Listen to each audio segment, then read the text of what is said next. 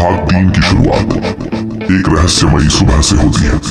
Shinchan और उसका भविष्य से आया भाई शिन अब पहले से ज्यादा सजग हो गए हैं, क्योंकि डायरी की चेतावनी सच साबित होती दिख रही है। समय की दरारें अब और भी अधिक सक्रिय हो गई हैं और उनका असर वर्तमान में दिखने लगा है। चीजें अचानक गायब हो रही हैं, कुछ घटनाएं उलटी दिशा में घट रही हैं। इस बार मिशन और भी कठिन हो जाता है। शीन और शिनचैन को काल गति पोर्टल को ढूंढना होता है, जो समय के संतुलन को फिर से स्थापित कर सकता है। उन्हें पता चलता है कि यह पोर्टल भविष्य में एक विशेष स्थान पर छुपा है, टाइम टेम्पल, जो सिर्फ सच्चे इरादों से ही खुल सकता है।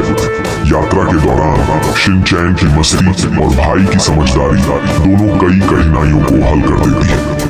एक सीन में वे भूल भुलैया समय यंत्र में फंस जाते हैं, जहां अगर गलत दिशा में गए तो हमेशा के लिए समय में खो सकते हैं।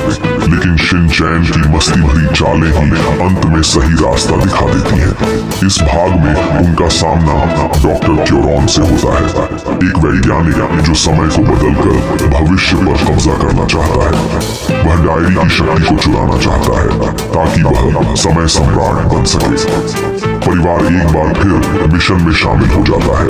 मित्सी की ममता, हिरोशी की समझदारी और हिमावरी की मासूमियत इस बार और भी रंग लाते हैं। मिलकर वे डॉक्टर क्योरॉन की योजना को विफल कर देते हैं और समय की दरार को अस्थायी रूप से बंद करने में सफल होते हैं। भाग 3 का अंत बेहद भावुक होता है। शिनचैन को बताता है कि वह ज्यादा समय नहीं रुक सकता, लेकिन जाते जाते वह शिनचैन को डायरी का आखिरी रहस्य बताता है। हर इंसान के पास समय को बदलने की शक्ति होती है, अगर वह दिल से कोशिश करे। और फिर एक नए खतरे की झलक मिलती है, एक छाया जो समय के मरे से उनकी ओर बढ़ रही है। भाग 4 के लिए रोमांच और बढ़ जाता है।